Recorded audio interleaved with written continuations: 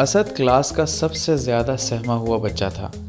न वो क्लास में किसी सवाल का जवाब दे पाता और अगर लेक्चर के दौरान उसे कोई चीज़ समझ में ना आती तो वो बच्चा सवाल भी नहीं कर पाता था।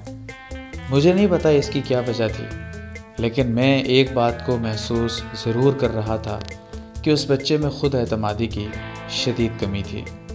मैं चाहता था कि उस बच्चे के अंदर खुद एतमादी पैदा हो, उस बच्चे का कॉन्फिडेंस बढ़े और वो बाकी बच्चों की तरह भी क्लास में उसी तरह पार्टिसिपेट करे जिस तरह उसे करना चाहिए। मैं अक्सर सोचता था कि ये बच्चा आखिर इतना डिप्रेस क्लास में सबसे पीछे बैठता है और किसी बात में हिस्सा भी नहीं लेता। बहुत सोचने के बावजूद जब मैं किसी नतीजे पर नहीं पहुंचा तो मैंने एक फ़ैसला किया।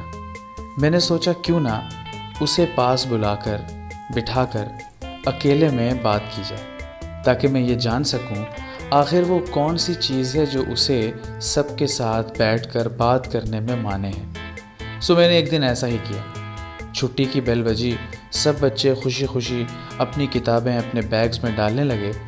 असद बेटे, क्लास के बाद आप मुझसे मिलकर जाइएगा। सब बच्चे क्लास से निकल गए मगर असद बैठा रहा। मैं असद के पास जाकर बैठ गया।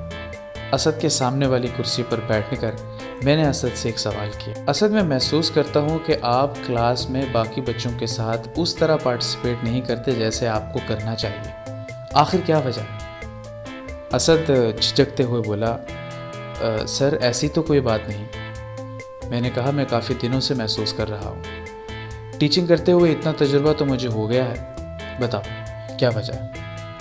जब मेरा इसरार बढ़ने लगा तो असद यूं गोया हो, सर दरअसल बात यह है कि क्लास में जब भी किसी सवाल का जवाब देता हूं तो बाकी सब बच्चे उस पर हंसने लगते हैं। शायद इन चीज़ों की वजह से क्लास में मेरा कॉन्फिडेंस बिल्कुल ख़त्म हो गया।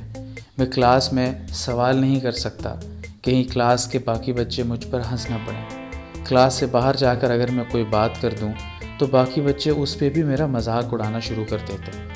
मैं परेशान हो जाता हूँ, लिहाजा मैं कोई भी बात करने से गुरेज करता हूँ। बस सर इतनी सी बात है।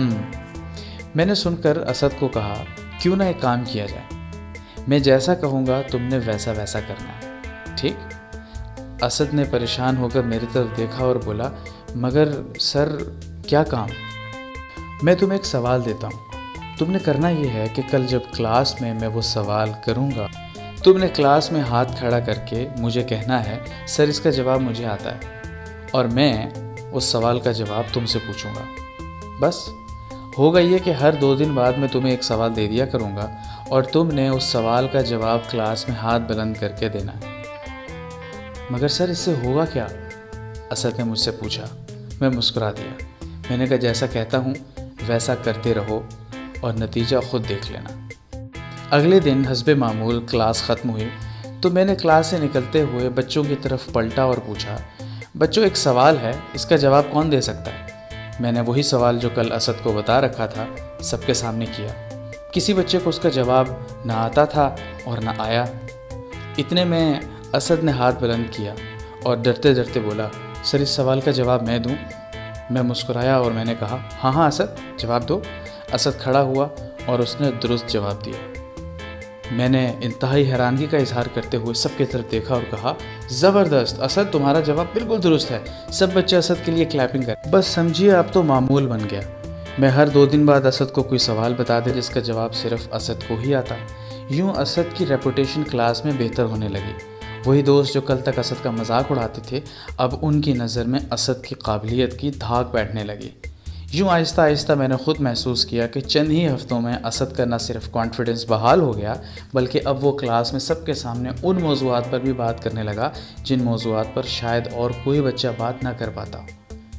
दोस्तों, ये क्लिप छोटा सा इसलिए बनाया गया ताकि मैं इस जानिब तवज्जो दिला सकूं कि हमारी ज़िंदगी में कितने ही लोग ऐसे हैं जो ख़ुद एतमादी की शदीद कमी का शिकार हैं। अगर हम थोड़ी थोड़ी कोशिश करने लगें तो हम माशरे में ऐसे लोगों को आगे ला सकते हैं जो बहुत टैलेंटेड हैं मगर महज कॉन्फिडेंस की कमी की वजह से पीछे रह जाते हैं। मुझे उम्मीद है आपको ये वीडियो पसंद आई होगी।